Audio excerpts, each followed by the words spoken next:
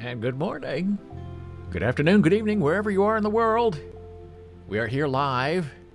David Boles with you. 9 o'clock, Eastern Shoreboard, Snowboard, Seaboard. We had our first snowfall yesterday. Very light, just a little tinkling of snow, but it was there. Measurable snowfall is what they call it. It was just that much. But the windows are open. It's a nice day. 48, 50 degrees today. Be a beautiful day. Several interesting things going on in the world all around us that we'll discuss today.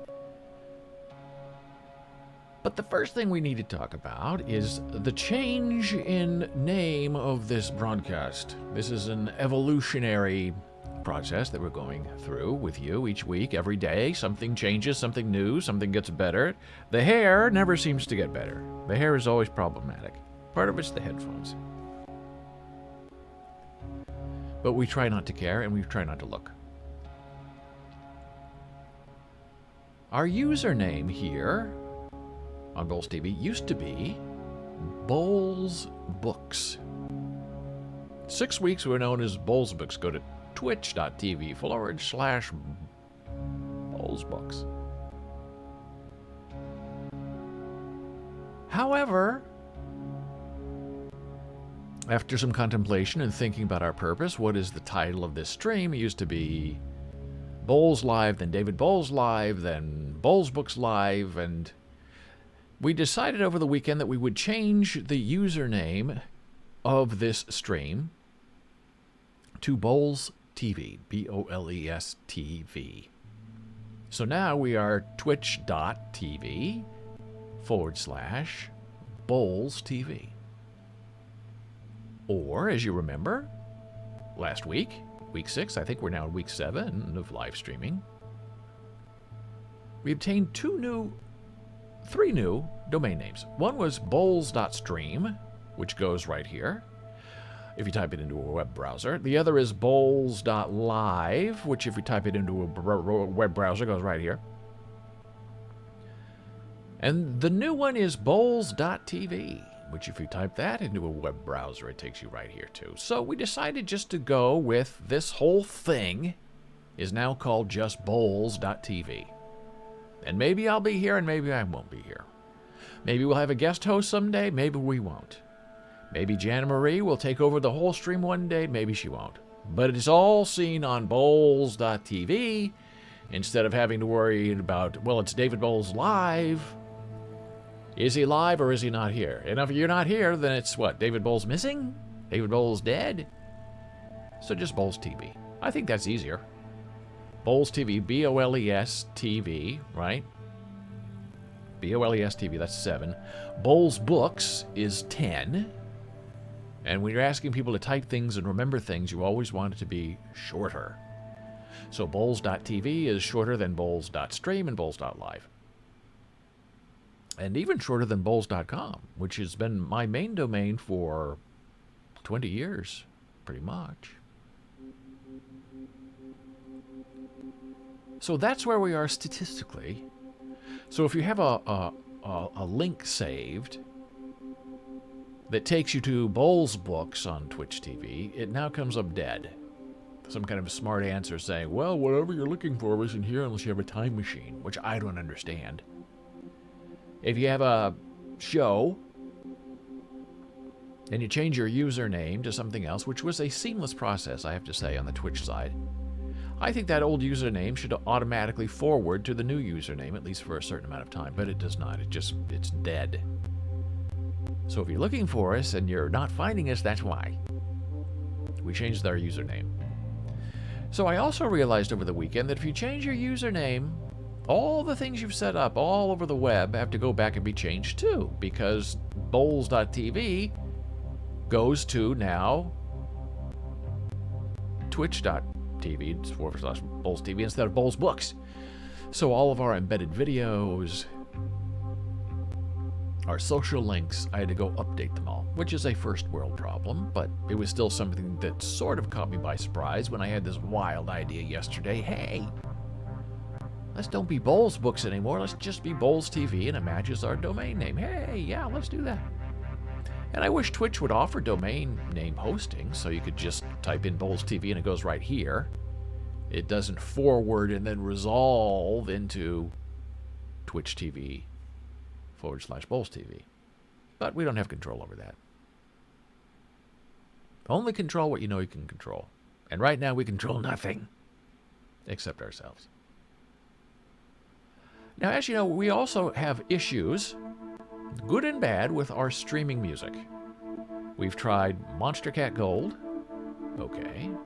We tried Pretzel Rocks, which was okay. Then we found Slip.stream for our music enjoyment. And I prefer Slip.stream. I think their music is more melodic. I think their stream quality is a little bit better for where we are. It doesn't seem to stutter as much as the other two services.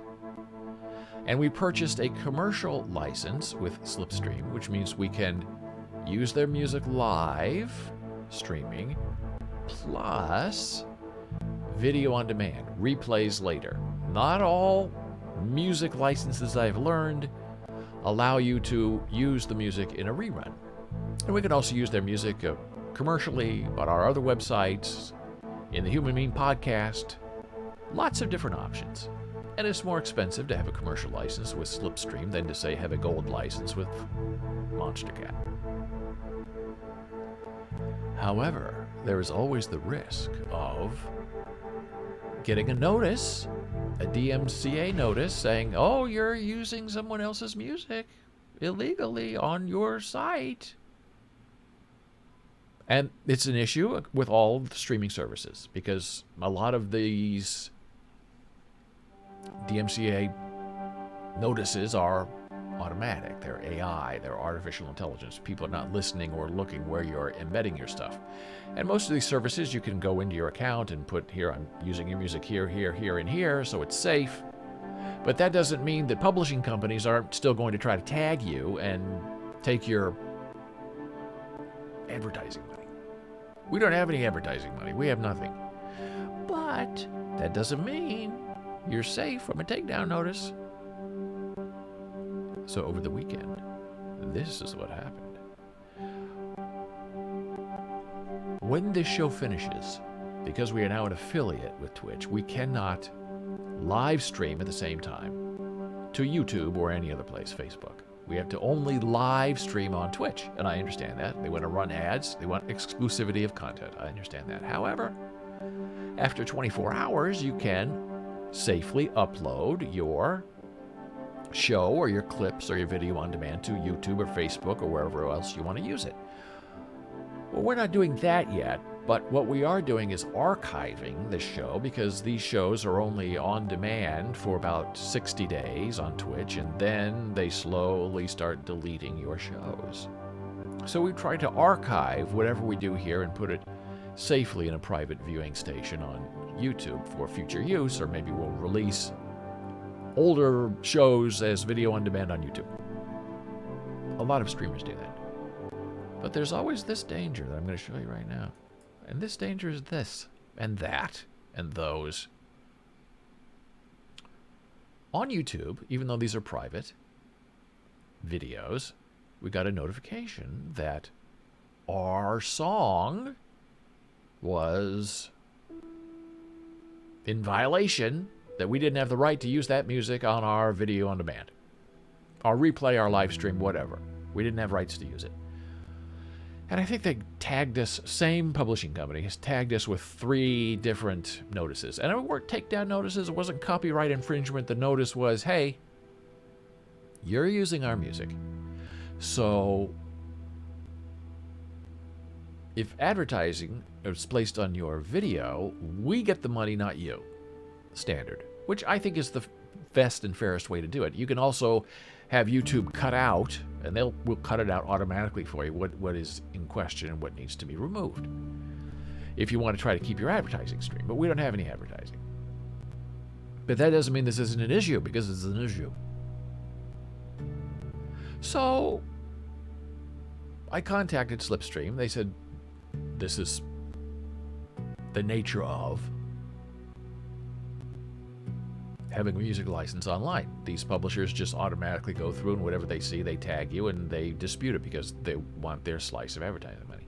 They said, just go online, dispute it, tell them you have a commercial license with Streamlabs, and we will take care of it for you, but you have to also dispute it yourself. And I have been through this before myself, because I'm usually the one who's making the claim. So I know the process. And they have 30 days to respond, and if they don't respond to your dispute, then you win. But usually they respond to your dispute right away, because most times they know that they are going to win. Because they try to say, oh, it's free use, I'm an artist, I'm using just a smidgen of your music, so you can't punish me for that because I'm not making any money off of it. That never works. I think you can maybe use fewer than 10 seconds of a bit of music, and you can call that fair use, but I think they've successfully taken down videos that have fewer than 10 seconds of music.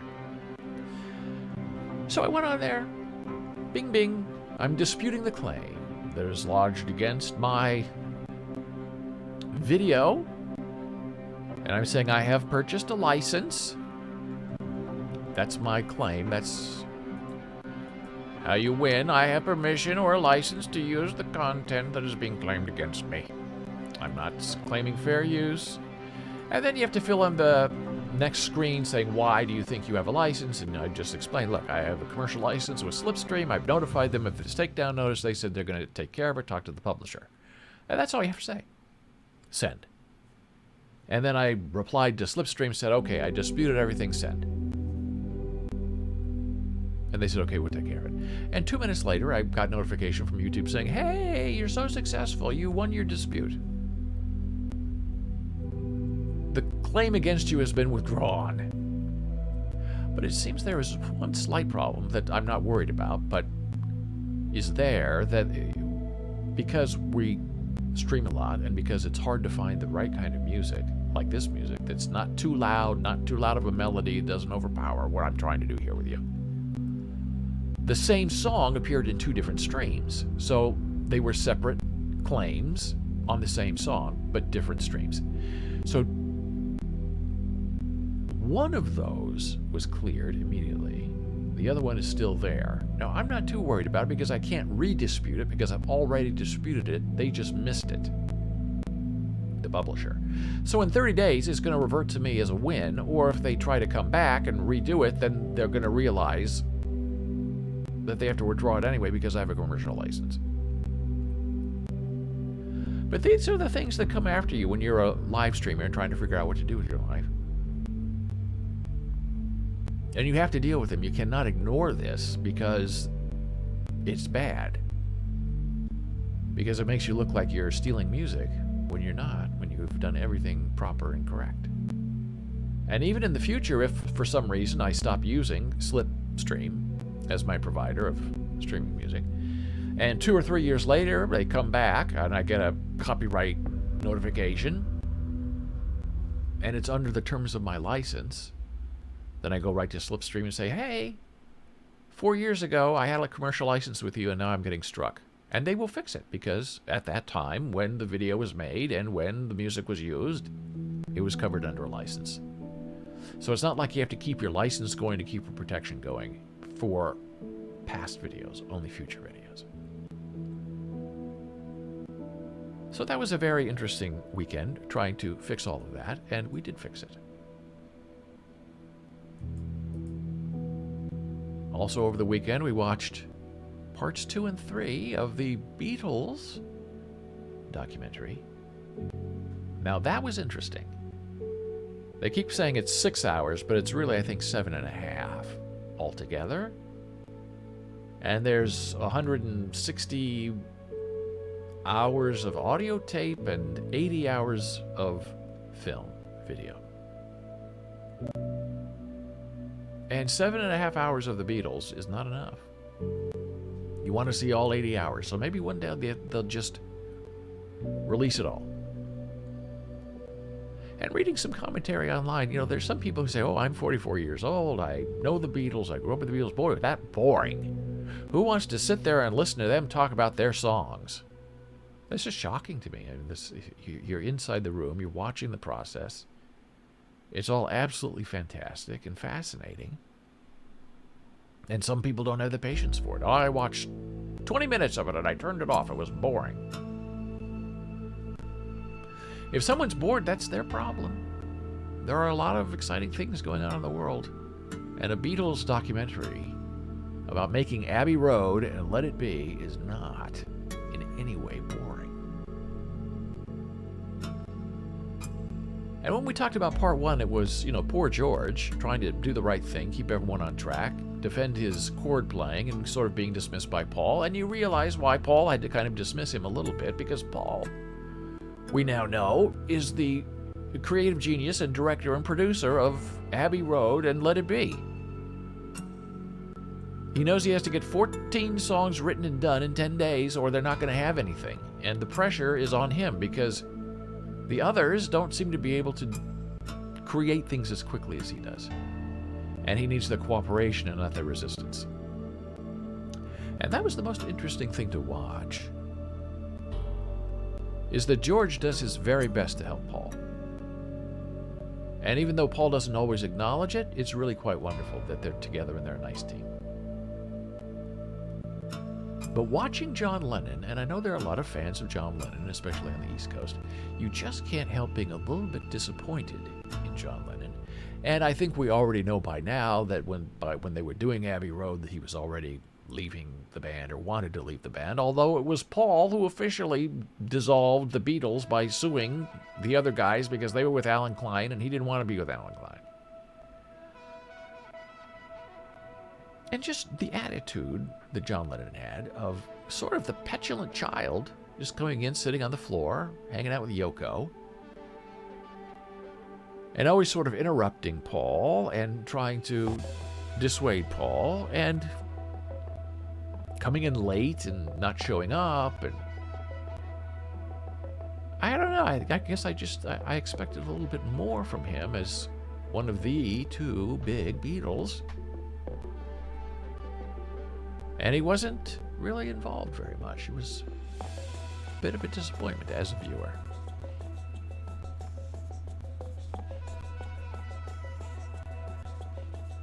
And another interesting thing is how in all of those hours of video, Yoko is there in the room. And if you just look at her there, what you see on screen, she's very quiet. She doesn't bother anybody. And you hear all these stories about Yoko. And if you're just watching that, you think, oh my gosh, she's so quiet. Isn't that great?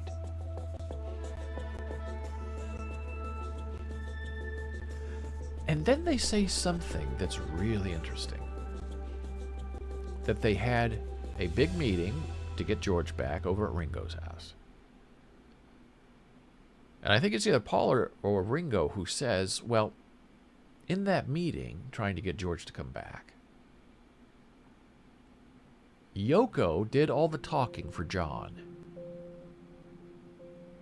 Now that's weird, because in these sessions, these that we watched, John won't shut up.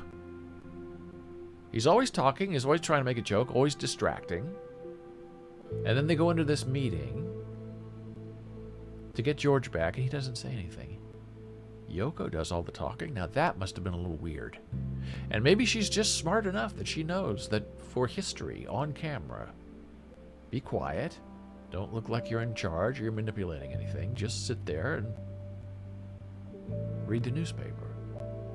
But when you're not on camera, and you're with John, and you're speaking for him,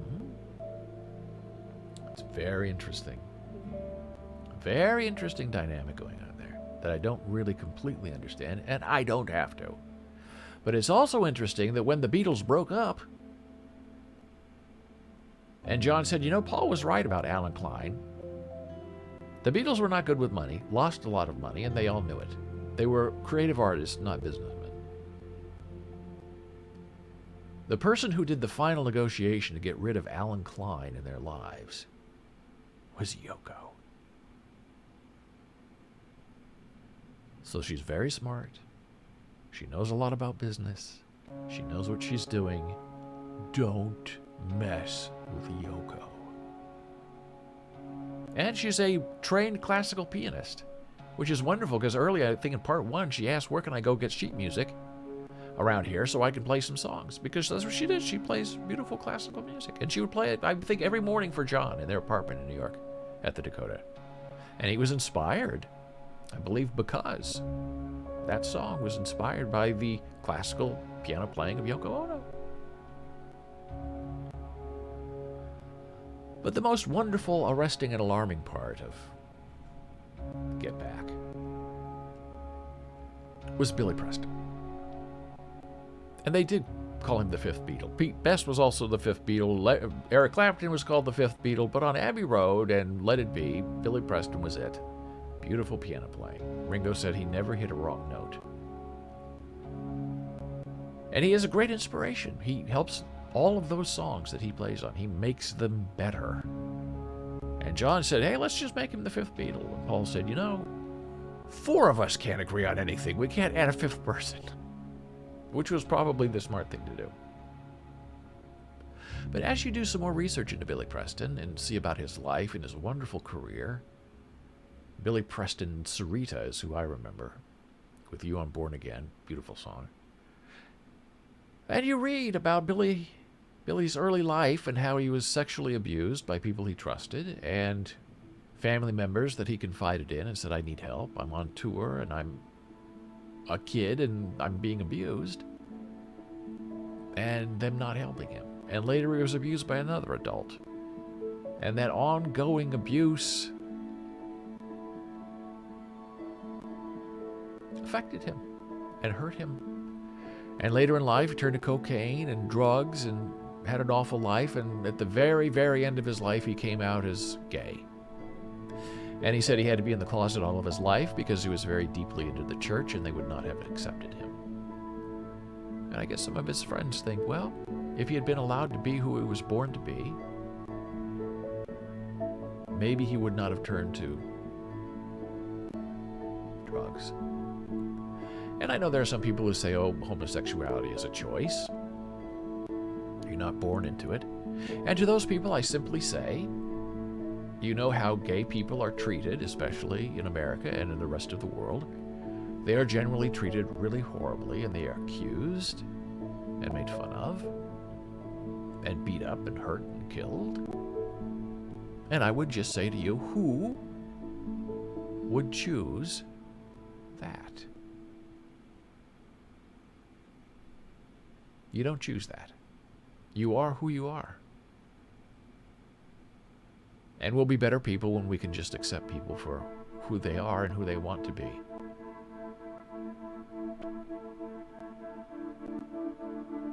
And finally, just one final note on the Beatles documentary.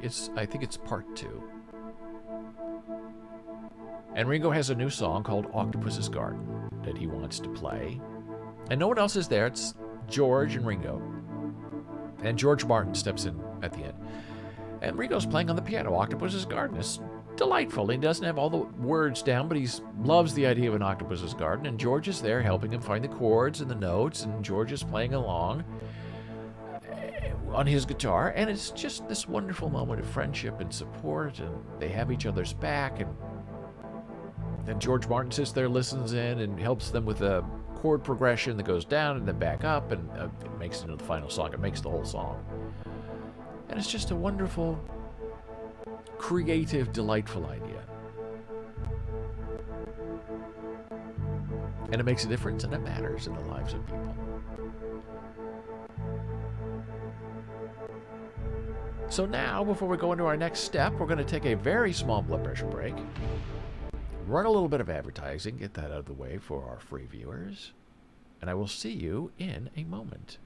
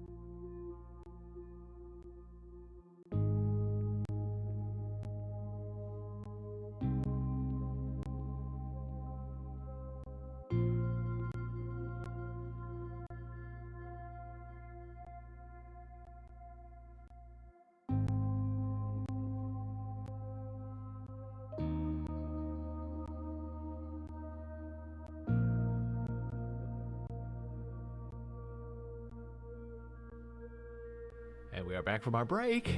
Thank you for being here on Boles TV, rebranded from David Boles Live, from Boles Books. Now we're just Boles TV.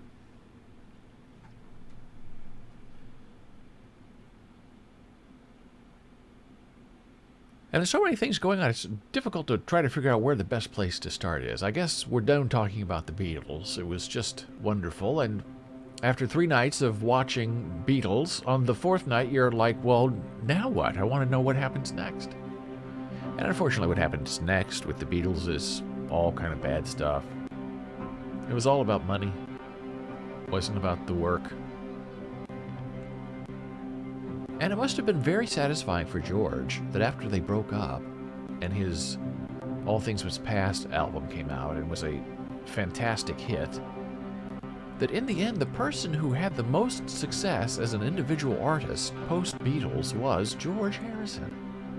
Not John Lennon, not Paul McCartney, not Ringo, George. So all those years he was there just waiting for his turn. And he talks about it in the documentary. He says, I can't wait to just go out and make my own album with all my own songs, because I guess he was planning on giving his songs to other people to have them record them. And he said, why don't I just record them myself? Why do I need them?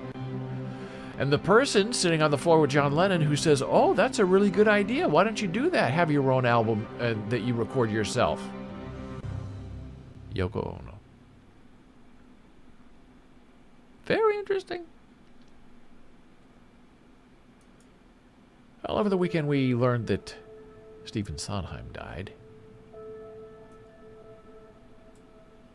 Big talent. And he was neighbors to Oscar Hammerstein II, who worked with Richard Rodgers and wrote a lot of great Broadway musicals.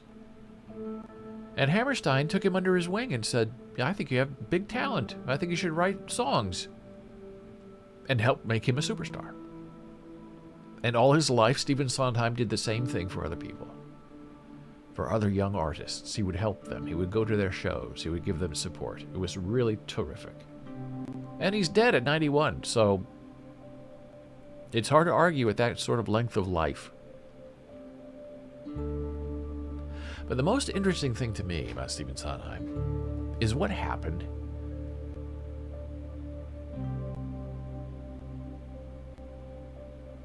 during the opening night party of one of his last musicals. And when you have a big party, you invite all your friends, all your collaborators, all their friends. It's a big party. Everyone comes to celebrate the show that you just put on. And there was a young musician, composer, who attended, and Stephen said, oh, thank you so much for coming. What did you think of the show?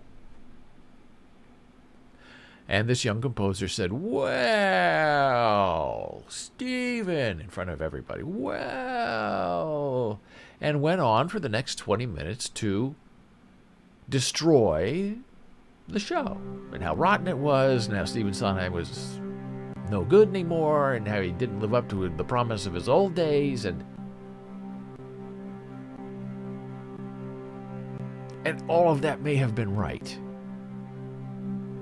But Stephen Sondheim responded to him right there in front of everybody, and later he wrote an essay about it. He said, look, there are certain rules in life, and let's say especially in the theater. And the number one rule is this: you support each other. There are enough critics out there. The whole world is a critic. I don't need to know from you what's wrong with my show. When I ask you, hey, what'd you think of the show? I'm not asking you for your feedback or your criticism. I'm giving you an opportunity to be supportive. And the only answer to, what did you think of the show, is, it's the most wonderful thing I've ever seen. You're a wonderful composer. I admire you. I'm happy to know you. Anything else is unnecessary. Nobody cares about what you have to say. And as the creator of the piece, it is up to that person to say that opening, what did you think of the show? Thank you for coming. It's not for the observer, the invited friend, to come up and say, hey, your show's really awful. And the second act, and that actress, and the melody, and the third song, it's awful. I don't know what you're doing. You've lost all your talent. And Sondheim is 100% correct. It's not about being fake. It's not about covering up your true feelings. It's that there is a time and a place and a moment for everything. And in that moment of opening night, a celebration, even if it's the worst show in the world, you say, I think it's just wonderful. And later on, if you're close enough friends, then, as the composer, you call your friend and say, okay, thank you so much for coming last night. Now that we have a few minutes, do you have any feedback for me? Do you have any ways to fix the show? What did you think? Then that's different. You've been invited to comment on Stephen Sondheim's work. But if you're not really invited by Stephen Sondheim to comment directly on his work, it's really not your place to say anything. But especially in today's world, everybody's a critic. I'm right and you're wrong. What does Stephen Sondheim know? He's 91 years old. He wrote West Side Story and Gypsy, but, another time, another place. And I've been in that situation before, and I have, luckily, because I was raised in the Midwest, which can be very toxic and conformist, that when you're asked, you say, yeah. When somebody asks you, how are you today? You don't go into your long list of all your ailments. I have high blood pressure, I have floaters in my eyes, my hair doesn't look great, I don't know, I'm not having a good day. You just say, I'm fine. And if you have a good friend who knows what's going on with you, they say, well, are you okay? How is your blood pressure? Then you can talk about it. But otherwise, people don't want to know. It's called being polite. And that young composer now says, I learned so much from Stephen Sondheim, especially how to behave. Ugh.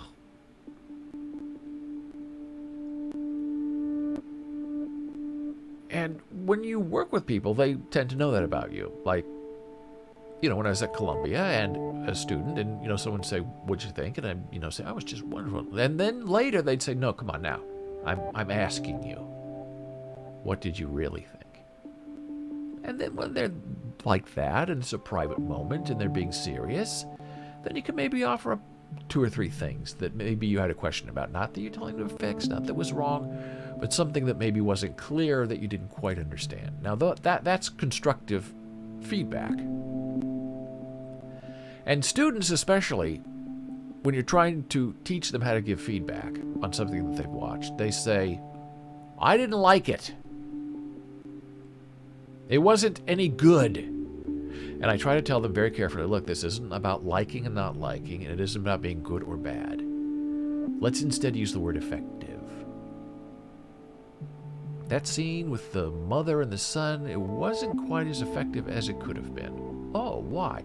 See, then you have a conversation. Then a person's not put on the defensive by saying liked, didn't like, good, not good.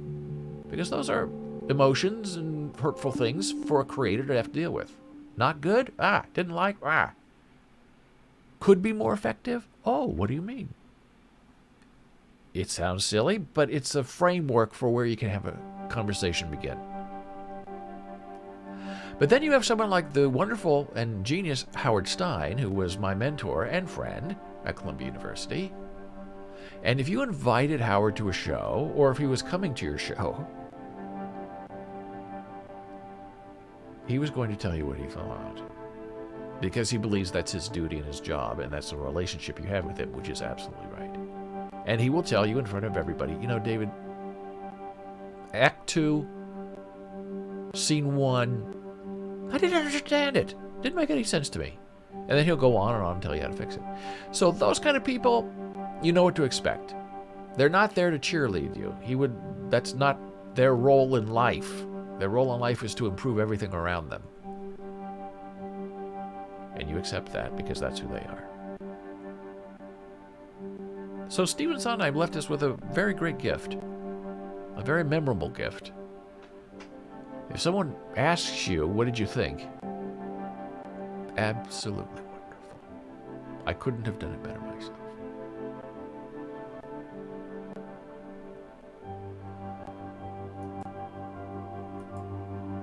And speaking of death and concern and dying and doing the right thing, oh my gosh, now what are we going to do?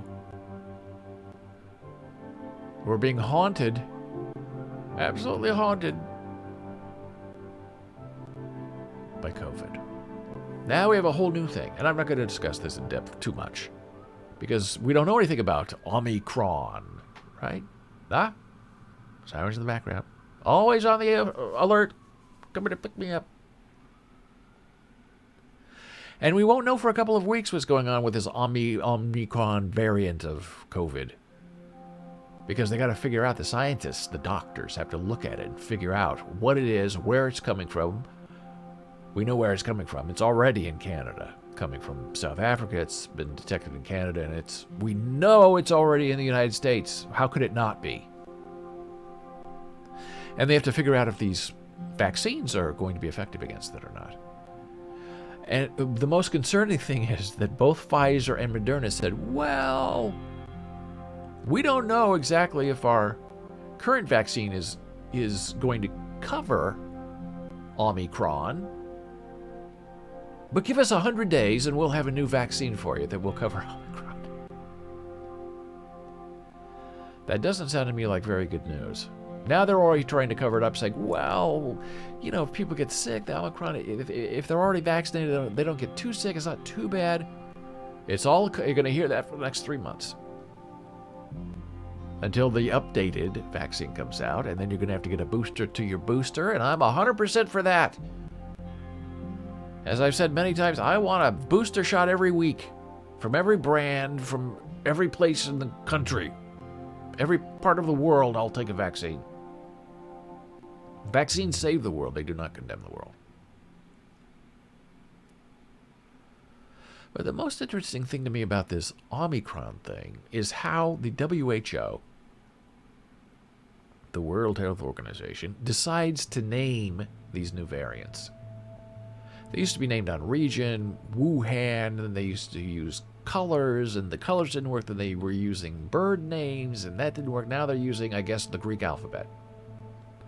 And the next, after Delta, I guess the next names in line were Nu, NU, and we talked about that on Friday. And the WHO said, no, not new, because that's confusing to people. People think new means new. Okay. Then, the next name, it was Z. X-I, G. Well, we'll name the new variant Z. G. And then they discussed it and thought about it and said, no, a lot of Asian countries have a lot of people who have the last name G, and that could be discriminatory and confusing because people are going to think it's a person instead of a name. And what are we going to do? So they're going around and around and around trying to figure out what to call this new variant. And while all of that is going on, here's the updated version of what Pfizer says. It'll be ready in 100 days. If the new Omicron variant is resistant to its current vaccine. Pfizer says it's going to update its COVID-19 vaccine. If the Omicron variant is found to be resistant, the company said it can update it in 100 days. We'll know in 2 weeks whether the variant is resistant, its spokesperson told Reuters. Well, the fact that we're hearing 100 days is, to me, a red flag. So on Friday, the governor of the state of New York took us back in time. Not a lockdown, but the declaring of a disaster emergency in the state of New York. Oh boy. Now this is not great. This is not great. The COVID-19 pandemic has declared a public health emergency of international concern by the WHO.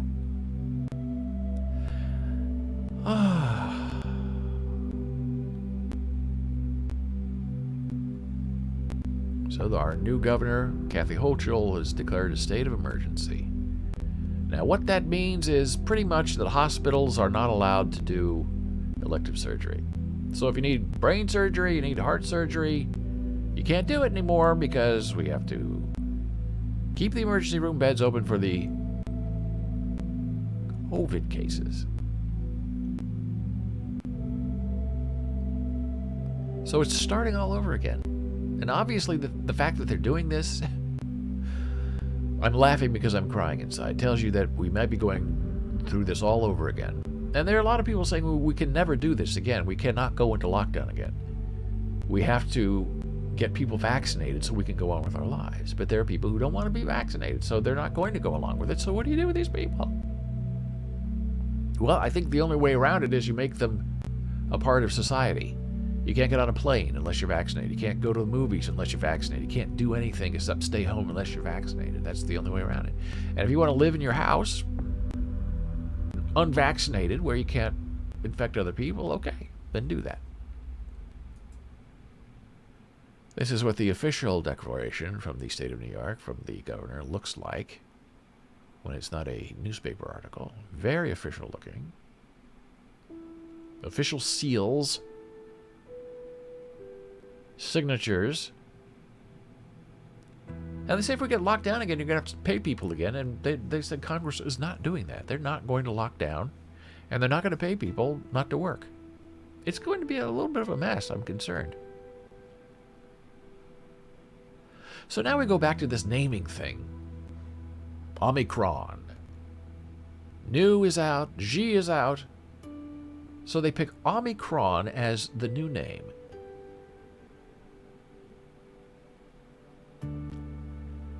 And I quietly say to you, what about companies that sound like Omicron? Omicron. And I immediately thought of Omron. Omron. And what's really interesting is they're a big health company.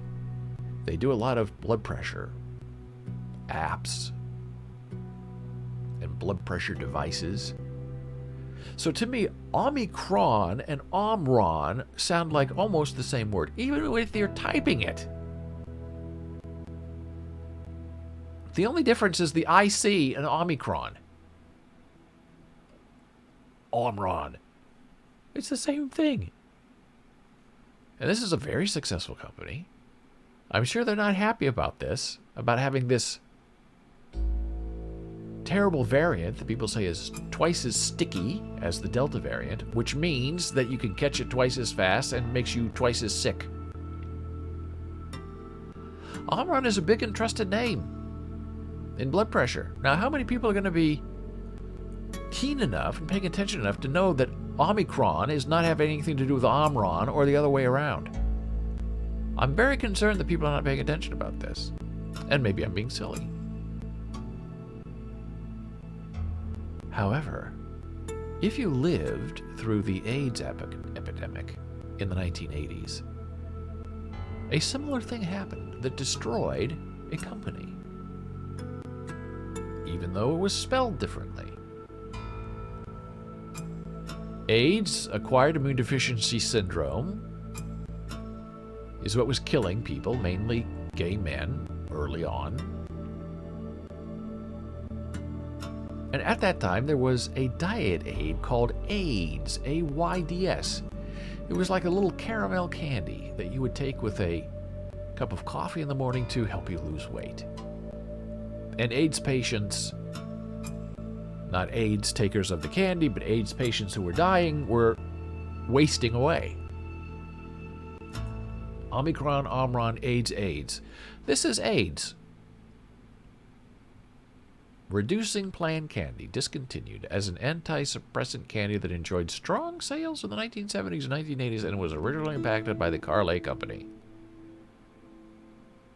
And my mother was a big user of these AIDS candies to help her keep off the weight. I remember them. I remember the box. Wrapped in wax paper. And different flavors: chocolate, mint, butterscotch, caramel, peanut butter flavor.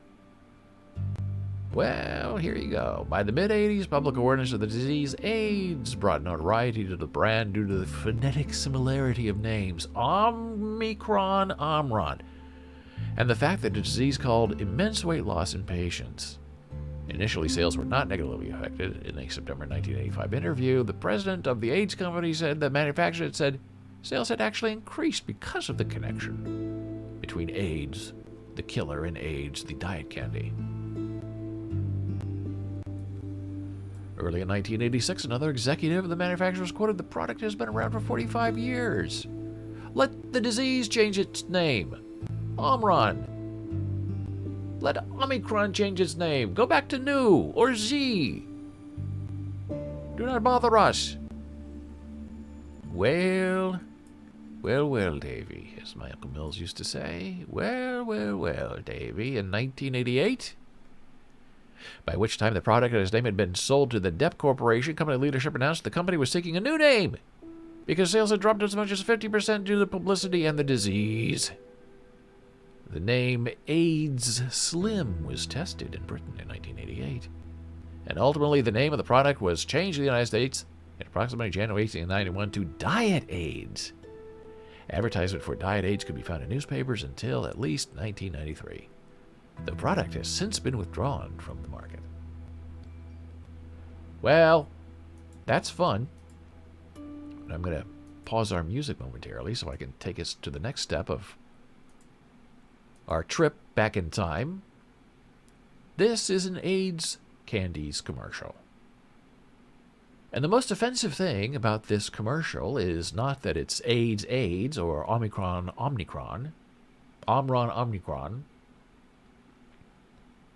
It's the fact that the woman who is saying how fat she is and how she needs a diet aid is absolutely slim. You can watch this for yourself. Oh, no. What's wrong? Have I gained that much weight? My diet's not working. Use a diet aid.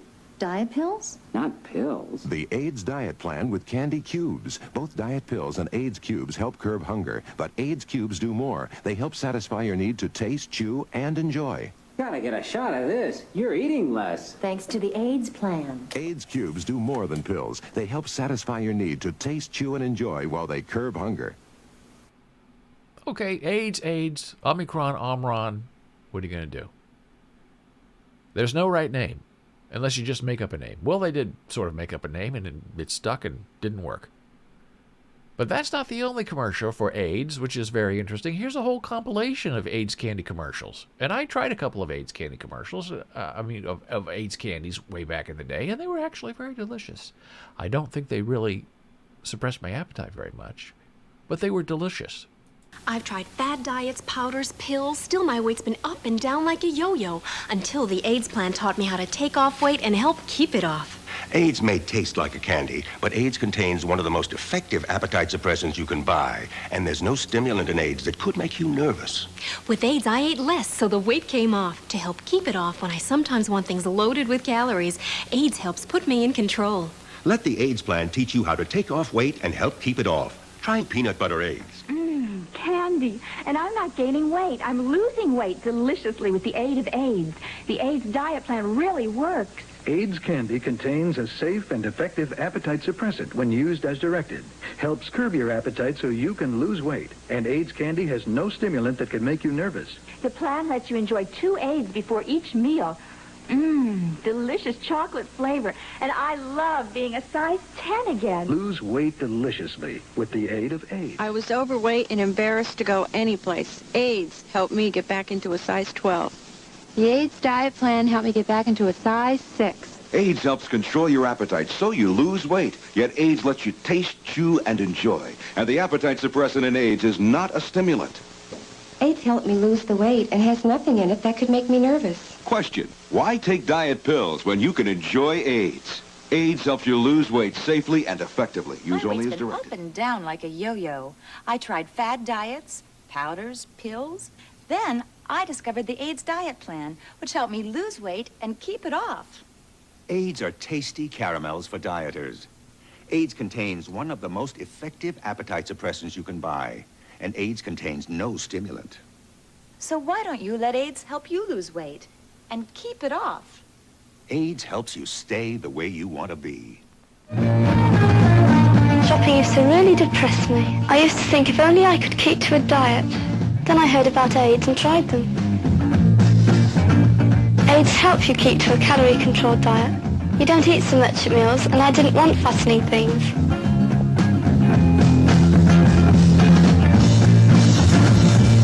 I enjoy shopping now because I can wear fashionable clothes. Thank goodness for AIDS. If you look as broad as this, and you'd rather look as slim as this, try the AIDS-reducing plan. Delicious tasting AIDS candy contains vitamins and minerals, no drugs.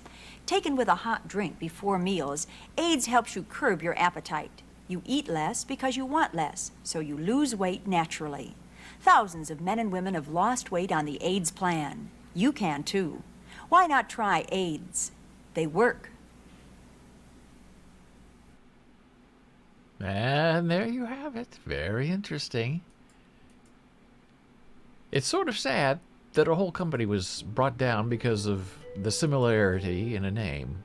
And I'm sure that says a lot about Americans and how unsmart some of us are. We can't make the connection between AIDS, the disease, and AIDS, the diet candy.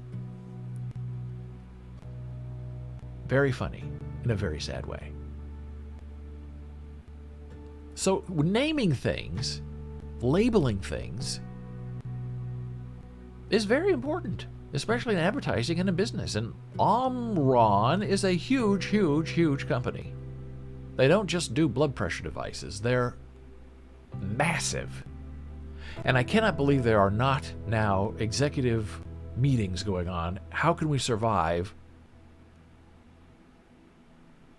Omron, a health company, with being associated with Omicron?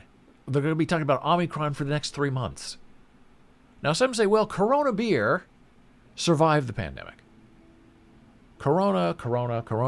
Well, maybe so. A little bit different, though, because coronavirus has always been around. The flu is a coronavirus. If your beer were named COVID-19, and then COVID-19 comes out, I think you'd be in trouble. But it doesn't seem like Corona beer was affected too negatively by the coronavirus. However, AIDS, problem. Omicron, Omicron, it could be ripe for some trouble coming.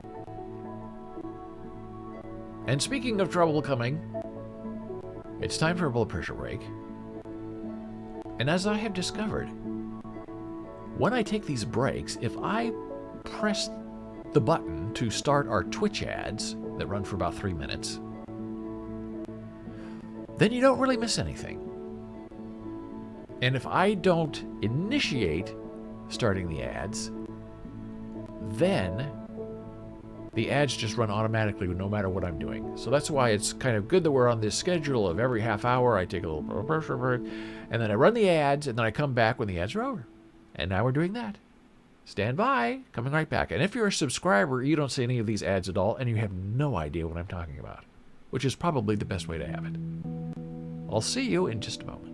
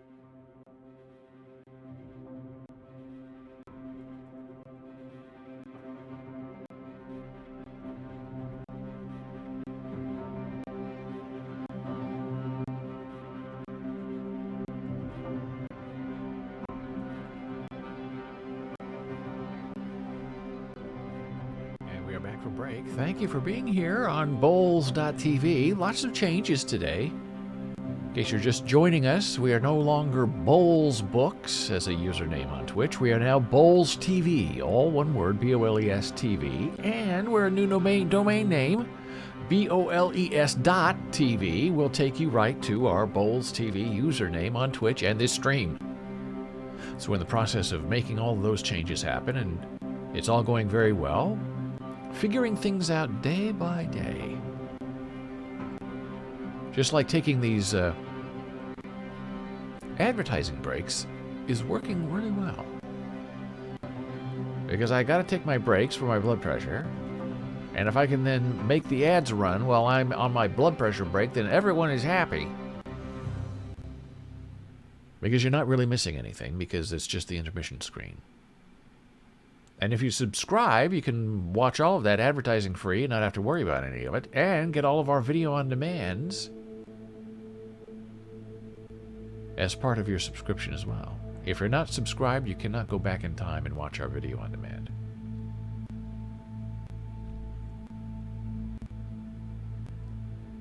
So thinking about the Beatles gets you reminiscing about other things that were important to you in your life, and one that was really important to me for a long time, until you get a little disappointed in people, and people are built to disappoint, I suppose, is Judge Judy. I wanted to talk about her for a long time, and I never seem to get there. Because I run out of time. But today we're making time. In 2007, I wrote an article for BolesBlogs.com called Loving Judge Judy.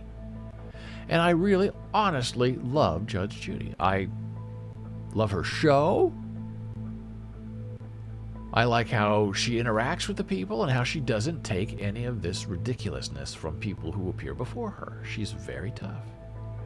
Judge Judy does not mess around. And so this was a love letter that I sent to her. It has to make sense. The law has to make sense. If it doesn't make sense, it didn't happen. And I watched Judge Judy every single day, 2 shows a day, for as long as her show has been on. 3 years later, I wrote this article, which sounds so silly at the time. Not at the time, but now. I had a Judge Judy sex dream in 2010, professing my love for Judge Judy. And this is probably her reaction, her facial expression, if she ever read this article about me having a sex dream about Judge Judy. And I don't know why it happened. I don't know how it happened. I don't know why she was even on my mind. But this is the whole sordid story of my sex dream with Judge Judy. And there's only one like on this account. It's actually one of my sub-accounts. But we did have 6 comments, but we won't look at them. So I've been a Judge Judy fan for a long time. I, as they say, religiously watch her show. I find great satisfaction in the way she doles out justice and the way she handles herself. And even if she has these terribly boring dog cases, these court shows seem like they have 2 main things. Something with an animal gets bitten by another animal, or an animal bites a person, or now it's about COVID. And you always know how it's going to end. I canceled because of COVID. Well, I'm not giving you money back because you canceled. Well, I was on lockdown and I couldn't go. I'm still not giving you money back. Let's go to the People's Court. Let's go to Judge Judy. And the people always get their money back. Because COVID was not an act of God, it was an act of the government. So they're predictable. You know exactly what's going to happen. It's just so boring. But I understand these shows are hard to find something that's interesting in small claims court that you can make last for 20 minutes on a show. And then something changed at Judge Judy, and she decided she didn't want to be on Big Ticket anymore, which I believe was the CBS arm of her production company. She was on CBS television in New York, Channel 2. And there was some kind of rigmarole going on with Judge Judy, either not wanting to give up her time slot, or they asked her to do something, and it seems like it had centered on Kelly Clarkson in some way, that CBS wanted to give Kelly Clarkson the Judge Judy spot. And Judge Judy, I believe at that time, was making $50 million a year. Recently. And she said, no, I'm not giving up my slot. I'm Judge Judy. I'm staying here. But I said, but you're 100 years old. You're going to die tomorrow. Kelly Clarkson's young. She's the future of our network for 30 years. Please be reasonable. Judge Judy had none of it. And so Judge Judy decided to not renew her contract with CBS. She was going to go her own way. And it appears she had an offer from Amazon TV, Amazon Prime,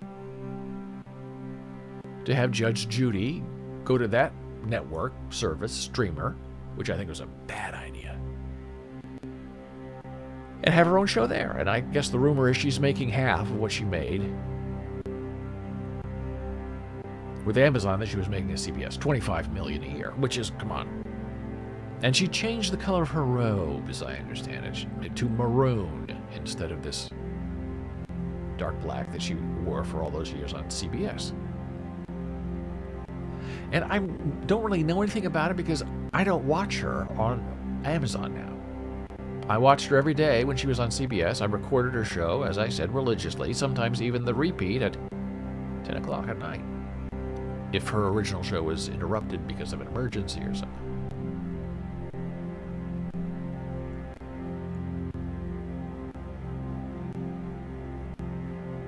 And you live your life and you think you know someone just by the relationship you have with them on TV, and you've had a sex dream about them, and you've written fan blog posts about them. And then I guess the truth comes out and the real personality is revealed, and you're completely devastated because what you thought all those years was not true. You thought Judge Judy was loyal and careful and thoughtful and protective of her people. And it appears she was, and she wasn't. And it was this article that changed my mind about everything. From Business Insider, Judge Judy was plagued by sexual harassment claims, drinking on the job, racism. Former employees say they worry the new $25 million Amazon streaming show will be more of the same. Now, knowing Judge Judy as I do not, except by viewing her weekly, I cannot imagine that she is in any way pleased with this article. However, it's a very, very powerful article because it's extremely detailed. They get insiders to go on the record against the Judge Judy, including Bird. Remember Bird? The bailiff in her courtroom all these years, whom she loved, professed to love and appreciate. And as I understand it, Bird's not on the new show. Bird didn't even know they weren't going to be recommitting to him on CBS. He was just ignored and fired.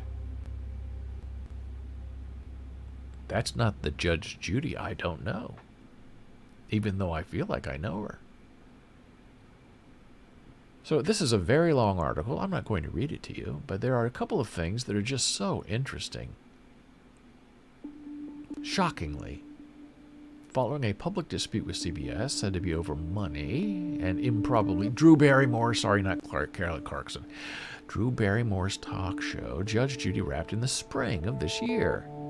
Amazon quickly stepped in, paying Sheinland an estimated $25 million for 120 new episodes of Judy Justice. Okay, it's not Judge Judy anymore, it's Judy Justice. And I would know if I cared to watch.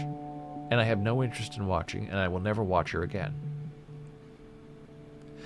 Which the company hopes will serve as a cornerstone of its IMDb TV free streaming service. The deal was reportedly the largest ever first season order of a single show by a streamer.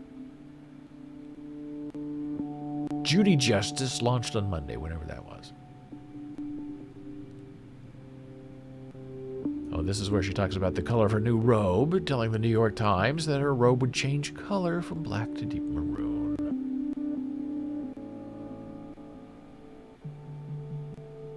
Judge Judy said, I bring eyeballs because at least for 1 hour a day, people see that someone is holding the line. I'm unafraid to call out irresponsible, un-American behavior. If we settle for mediocrity, we get what we deserve. I agree with her. That's why I watched her. But I guess that was just all fiction.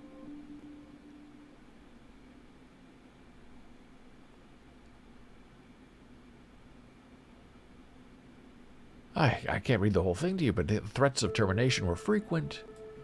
Drinking during working hours was not unusual. Cases were manipulated to artificially increase the drama, which I understand. And a vicious contempt for litigants who appeared before Sheinland was common. And these accusations were made in public lawsuits filed by former employees going back to the early 2000s.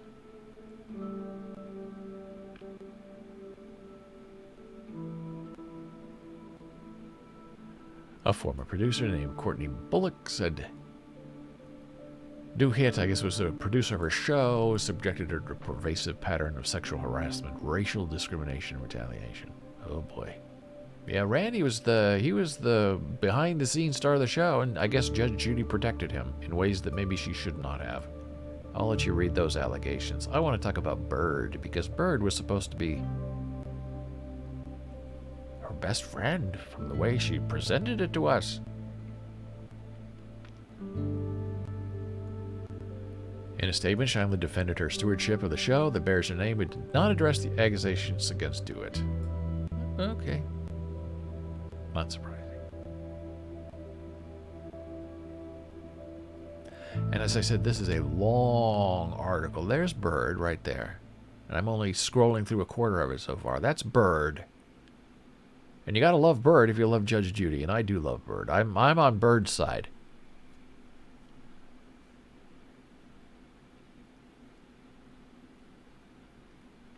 Well, this is all about our producer, on and on. I mean, it's an ugly, fascinating read. Unwanted touching. This is not a good look for the judgment of the Judge Judy. Now, this is interesting. As I scroll, this bar at the top of the thermometer keeps moving. That's very interesting. I like that. It's a nice little feature from Insider. And he'd make comments about their weight and their teeth. And okay, so we know he's a terrible guy. So people going to get money out of it? Probably. Will they get money out of the Judge Judy? I don't know.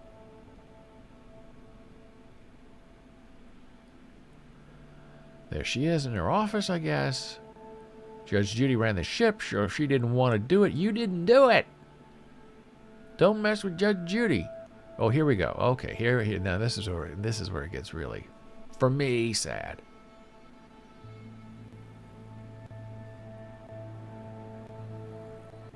No, they're still talking about the producer.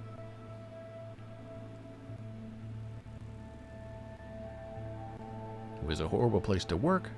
The producer told Insider, you're told to stick to the show's law, but then you're being told by the head producer that he needs the show, do whatever you can to make a show. Okay, but are you telling me that my job's on the line? And more drinking. You know, a lot of this is just, I don't want to say normal, but a lot of it's what's to be expected in that kind of show.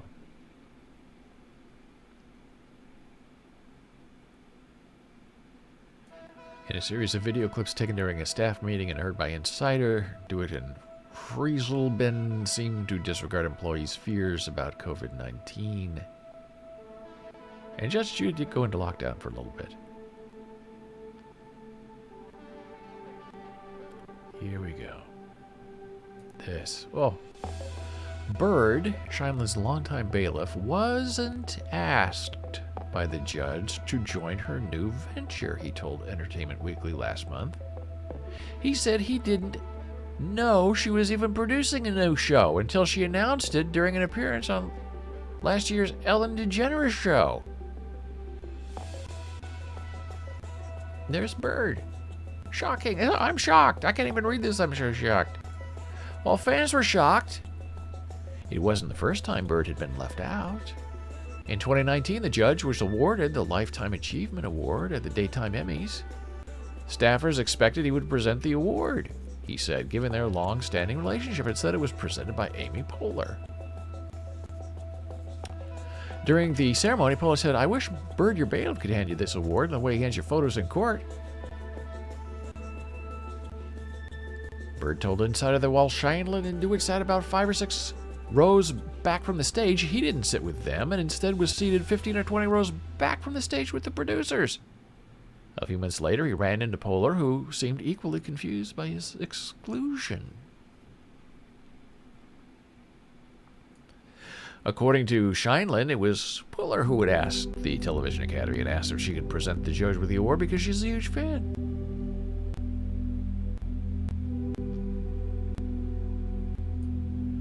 I've never slighted her. I've always thought of her as a friend. And she said it before that we're friends. She said it on air. Judge Judy says that she loved Bird. She didn't. I've always thought of her as a friend, and she said it before, we're friends, Bird said of Scheinler. I'm like, then I guess you have to ask you to define your definition of a friend. It might be a little different than mine. And that's how the article ends, with Bird left out of the new show. How can you have Judge Judy without Bird? They go together. And maybe this is like Tom Brady and the Patriots. And Judge Judy is Tom Brady. I can go to the Bucs and win. I don't need Bird to win on Amazon. IMDb, which Amazon owns.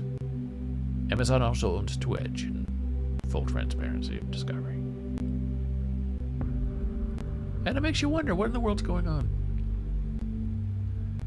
How can Judge Judy say and behave and live her life one way in public and in interviews, and then also in public and privately and in interviews act completely the opposite? And I guess that is the condition of the moral soul. You are the arbiter of your own place in society and in the world. And if you choose to not do the right thing and to misbehave morally, you're going to get blowback about it. And so people call that wokeness. Other people call that being an appropriate human being. But if I think you read this article by The Insider neutrally, and how well it's organized and researched and quoted, you're going to come away with a very different idea of who and what our Judge Judy is and was meant to be. And it's disappointing when your icons fall. And I admit feeling a similar sort of disappointment watching the Beatles documentary and watching John Lennon's sort of antisocial behavior. As Paul is trying to round up the troops to get the job done, John is kind of resisting him at every point by making silly comments and being late and not wanting to go along to get along. But I feel for Bird. And I know he was paid a lot of money. I'm sure he's not hurting for any money. I hope he was paid well. If she was paid $50 million a year, I hope he was paid 10. But I'm sure he wasn't paid anywhere near that. So, you sort of have to pick sides in these fights. Are you on the Paul McCartney side, or are you on the John Lennon side?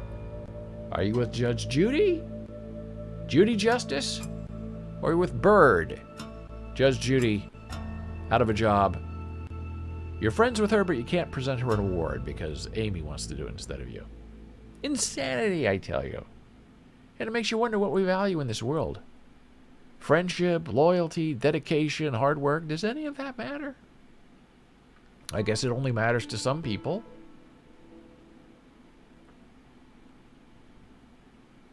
Some people who have enough power to not care. And you wonder why Judge Judy is protecting her producer, who seems to be a rather terrible person reading this article, instead of Bird, who appears to be quite genuine and kind and honest and straightforward. And you wonder, what kind of world does Judge Judy live in where she would make that choice? And what about the choices that we make in the world in which we live? It's just a little bit shocking. And it makes me want to go back and rethink my 2 stories about Judge Judy, and my sex dream about her, and my absolute love for her show. And it makes you wonder if all of that was just fake, or at the time was it real? When I wrote those articles, I believed it. Was that the reality of the show? I guess I don't know anymore. Because it seems all these troubles that she was having were ongoing and never distant. They were always right there at the forefront of the production of the show. So I hope maybe someone will give Bird his own show. His own show, not going on some other silly judge show to be a bailiff. That would be ridiculous. That would make him look really bad and desperate. And I don't think he has to be desperate. I think he has the high road, and it was given to him with a ribbon by Judge Judy herself, while turning around and condemning her own behavior and her own disloyalty. So I'm done with Judge Judy. I'll follow Bird wherever he goes. But Judge Judy, her new show, I'm not going to watch it. Not interested. And our time is flying by today. And it is time for one more blood pressure break. And we'll run some ads just because we should. We'll be back in a moment. Thank you for being here.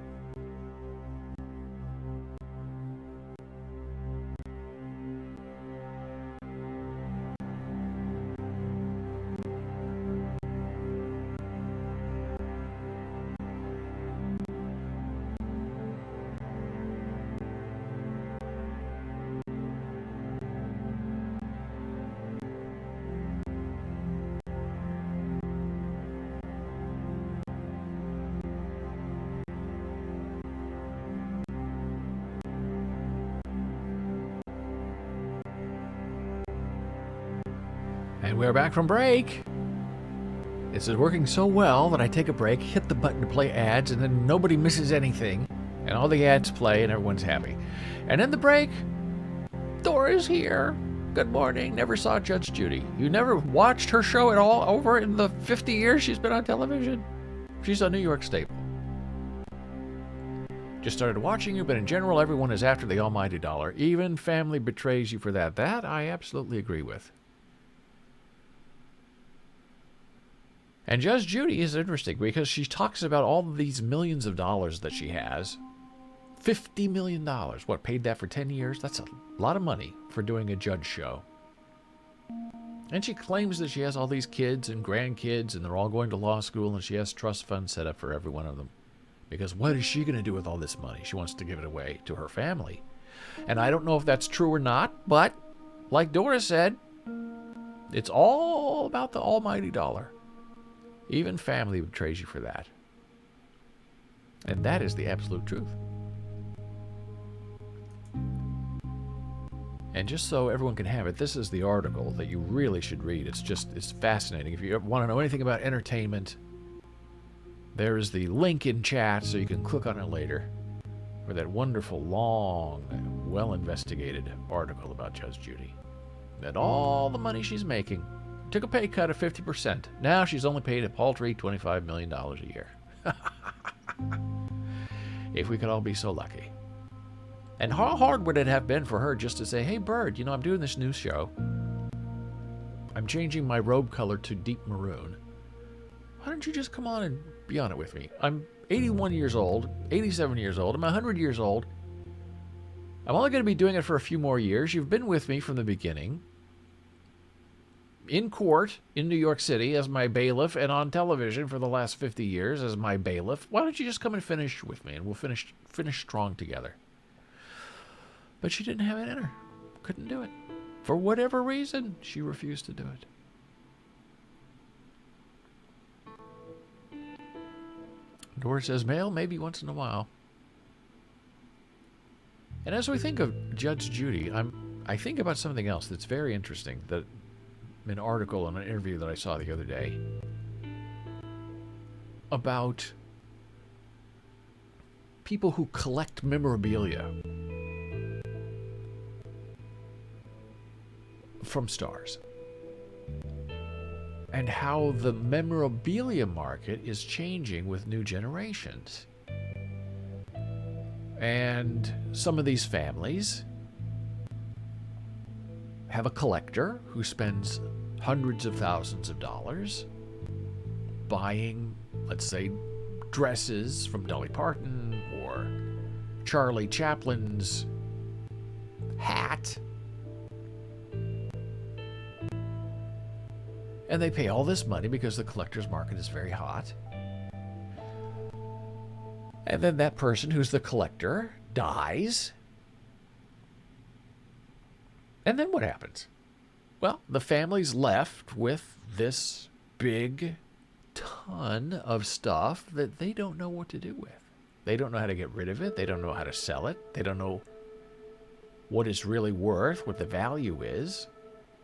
And so they either just put it online for cheap or they just throw it away because they don't know what the value is. And the article's point of view was that people don't know what people want in the future. So what is a good investment strategy if you're investing that way in durable goods from celebrities? And the Beatles stuff, no one will ever shake John Lennon's hand again. John Lennon will never write another Strawberry Fields again, so that goes to the highest bidder, and I guess people still care about the Beatles. Will they in 20 years? I don't know. And what about Elvis? He's big. Oh, people pay thousands of dollars for stage-worn artifacts, clothes, his cars. At least they used to. I don't know if they do anymore, because in order to perpetuate the fame and the stardom, you need young people who are interested in participating, who say, oh my gosh, I want that scarf that Elvis Presley dabbed on his head with his sweat and threw into the audience. I'll pay $10,000 for that scarf. Well, that's fine, and they have it. But then what? It's in your collection, you die. The rest of your family is like, what do we do with this scarf? Who wants it? Is there still value in it? Who's going to pay $10,000? And in 20 years, no one will pay $10,000 for an Elvis scarf. That I guarantee you, because people don't know who Elvis Presley is anymore. They might have heard of him, but do they want to collect him with a mad, raging passion? Probably not. The Three Stooges, Charlie Chaplin, all those old stars from the 50s and 60s, are people still interested? Will they pay top dollar? Probably not. And these shows that you see, like on the History Channel, where the American Pickers, they go all over the country finding things that people have stored in their barns and garages, and they try to buy it for cheap and resell it. And it makes you wonder, what people value. People value what they save. And where is the line between being the person who saves and a hoarder? Because on some of these shows, you see people who have,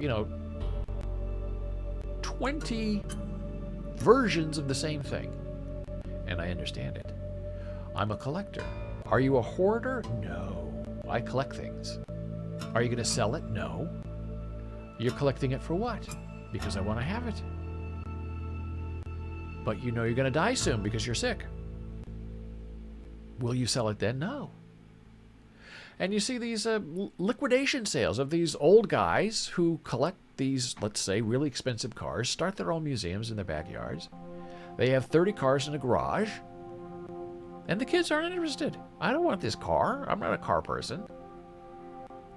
All of these cars together are worth, $3 million, but all I want to do is sell it and get rid of it.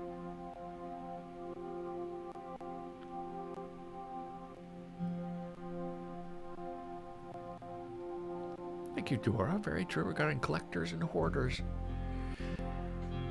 And it makes you very sad because you watch these shows. Wayne Carini has a car show, and he goes around to all these people who... the survivors of the collectors. And he's an old guy himself, and he has a daughter who has disability issues, and he needs a lot of money to take care of her when he's gone. And he goes out to these families who are wonderful people and who have no interest in these cars that are left behind. And he tries to help them sell them and get money out of them. Sometimes he keeps them for himself, sometimes he buys them and fixes them up and resells them. But watching those shows and American Pickers and all these other shows, it just makes you slightly uncomfortable as you realize that this person's passion was put into all of this and all of their money and all of their time, and they took time and space away from their family so they could lock themselves into a garage and work on these cars. And then they die, and the family doesn't want the cars and doesn't know what to do with them. And it's a sad thing. And some of these old guys who have these cars, who know that they're not going to live very long, and know that they want to get rid of it now and put it in the hands of someone who really cares, they can't do it because they're too attached to a car. Are they as attached to their family who has to deal with the car? No. Well, it's an investment. Well, the investment is going to quickly diminish because there doesn't seem to be a lot of interest in cars like there used to be. Especially with the rise of the electric vehicles. These old cars are going to have a hard time keeping their value, I think. And Jay Leno has a car show now on CNBC. And Jay spends a lot of his money on these cars. He has a whole garage that I guess is his office, and he employs people to work on cars. And it's wonderful. He has a wonderful collection of cars. And I just want to say, Jay, what are you going to do with it? Who's going to want to come and see your car collection? Another rich guy who just parks them in his garage and keeps them there? You can open up a museum? Do people still go to car museums? I don't know. Sometimes you just think that money and energy could be put into something that would be a little more helpful to the rest of the world.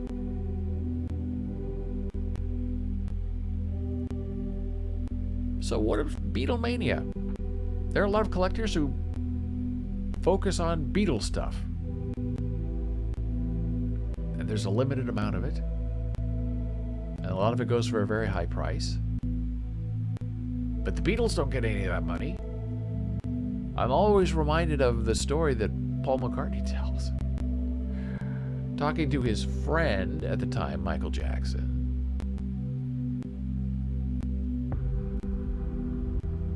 I think they were doing Ebony and Ivory together, that song. And Paul just offhandedly mentioned to Michael Jackson, hey, I'm doing better now. I have a little bit more money. I'm going to see if I can buy back all of the Beatles songs catalogs so I can be in charge of them again, and they'll come back to me, and then I'll help manage the Beatles songs. And Paul thought he was talking to a friend, Michael Jackson. And that is not what happened. The famous story is Michael Jackson went out and told his people, hey, the Beatles catalog is up for sale. Go buy it. And I think the price at the time was like $550 million, I believe. And Michael Jackson bought all the songs, the licensing rights to the Beatles, the whole catalog. Every Beatles song now belonged to Michael Jackson. And he could do whatever he wanted to with it. He could make a commercial, he could re-release the songs, collect royalties, whatever he wanted to do.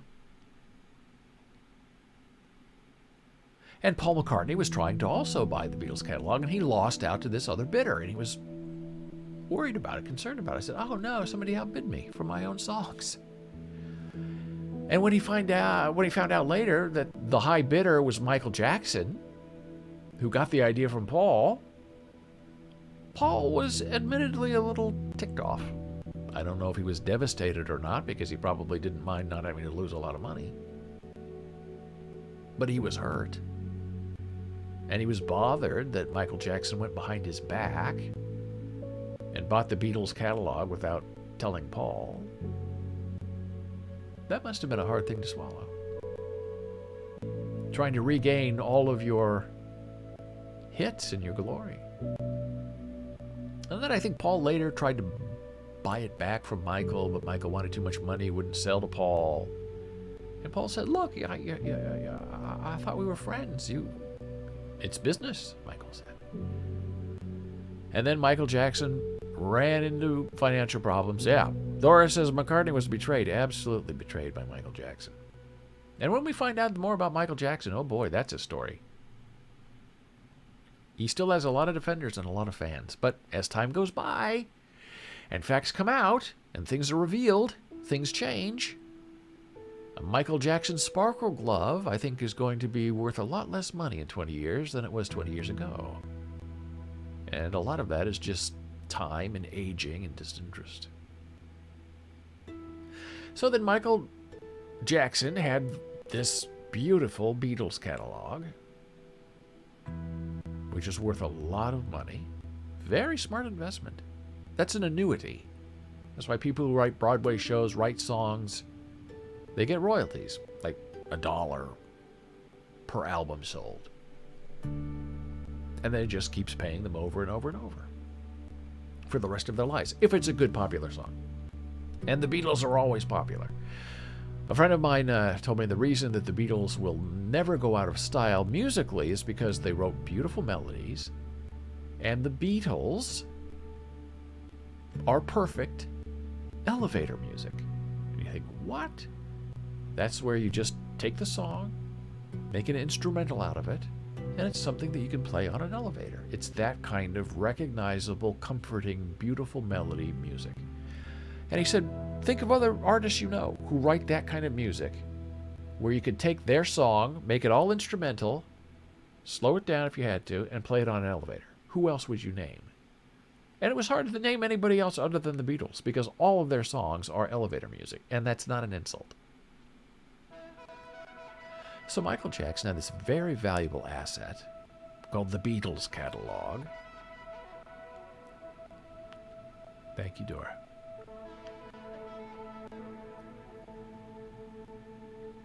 And he knew it was a valuable property.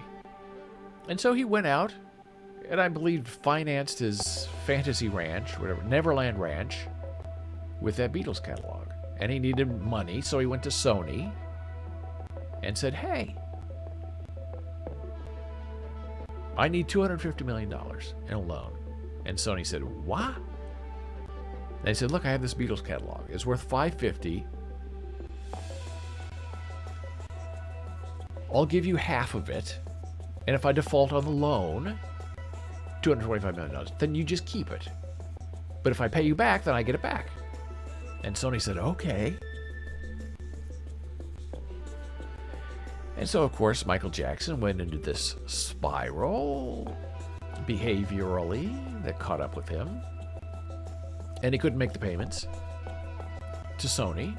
And Sony said, 50% of the Beatles we own. And by the way, Michael, another thing that was in that contract that we signed with you is if we want to, if you default on that loan, we can buy the other half of the catalog at the initial terms and prices set when we first made this contract. And they did. Sony paid for the other half of the catalog, and now Sony owns 100% of the Beatles, their music. And that means Paul McCartney is never, ever going to own the Beatles' music ever again. His old works now work for Sony and not Paul McCartney. Now, Paul gets paid royalties because that's part of it, but he doesn't own his songs anymore. They were sold.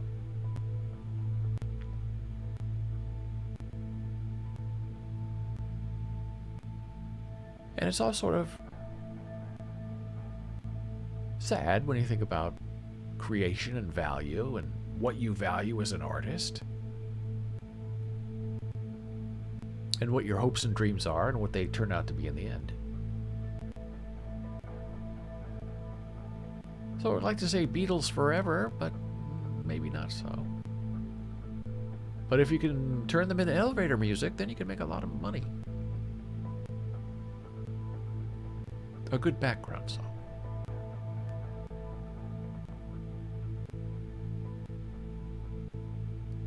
Well, we had a lot to talk about today, and I didn't get to all of it. And I don't want to rush through it. So we'll talk more about these things tomorrow, 9 a.m. Eastern, here on the old new Boles.tv. Our username changed on Twitch from Boles Books to just Boles TV, which goes with our new domain name, Boles.tv, which takes you right here to our new username.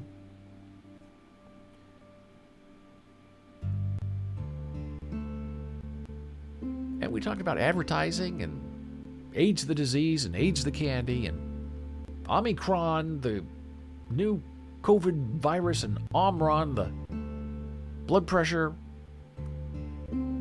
company that takes care of your machinery. We talked about fame and the Beatles and devastation of working together when you know that the end is on its way. And it is sort of a sad thing when you all kind of realize that things will never be put back the way they were. And watching the Beatles documentary, it was really just sort of sad that you're watching two people who are no longer with us. George died of throat cancer. John, as we know, was murdered in New York City. And nobody deserves that end. And so we're left with Paul and Ringo. And one day we'll be out without them. And then what happens to the Beatles? And their catalog?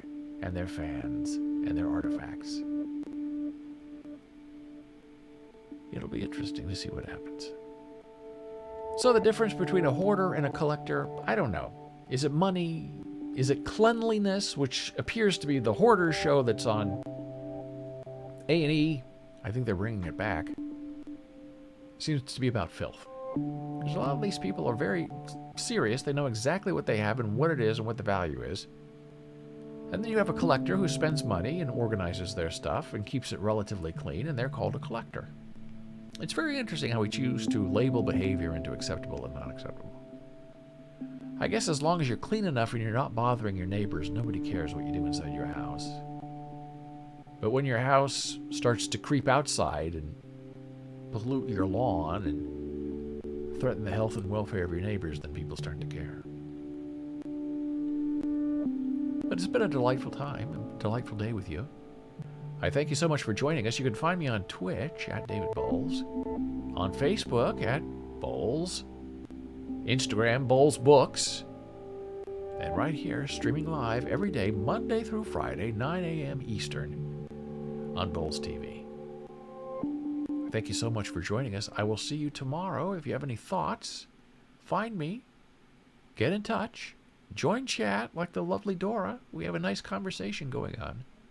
And I will see you tomorrow. Thank you so much.